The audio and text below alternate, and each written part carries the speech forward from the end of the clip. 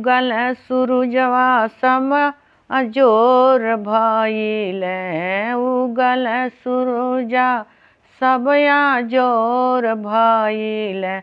पंडित हवन कराई बड़ा देर भइल, पंडित हवन कराई बड़ा देर भइल।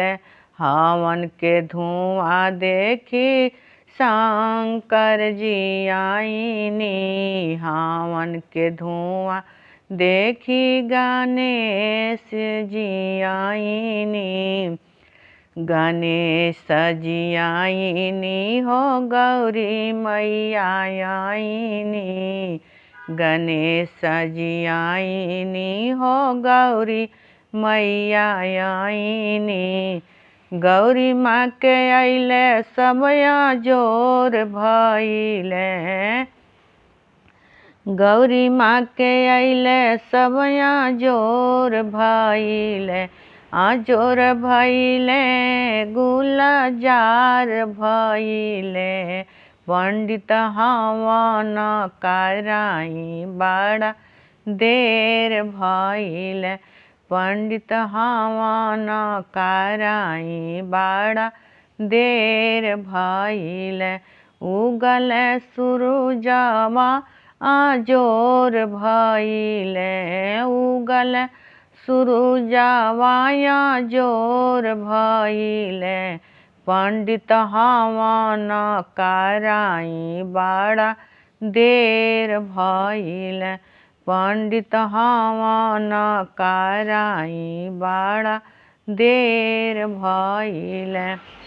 हवन के धुआं देखी कृष्ण जी आईनी, हवन के धुआं देखी दाऊ भैया आईनी।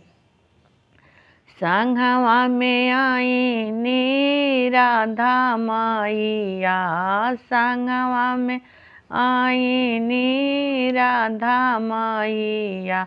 राधा मई के अइले सब अजोर भइले, अजोर भइले गुलजार भइले। पंडित हवन कराई बड़ा देर भइल, पंडित हवन कराई बड़ा देर भइल। उगल सूरुजवा अजोर भइल, उगल सूरुजवा अजोर भइल। पंडित हवन कराई बड़ा देर भइल, पंडित हवन कराई बड़ा देर भइल। हवन के धुआं देखी राम ने आईनी, राम ने आईनी लक्ष्मण जी आईनी।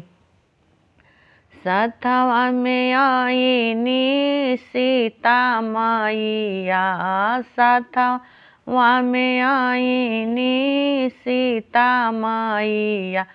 सीता मई के अइले सब अजोर भइले, सीता मई के अइले गुलजार भइले। पंडित हवन कराई बड़ा देर भइल, पंडित हवन कराई बड़ा देर भइल। उगल सूरुजवा अजोर भइल, उगल सूरुजवा अजोर भइल। पंडित हवन कराई बड़ा देर भइल, पंडित हवन कराई बड़ा देर भइल।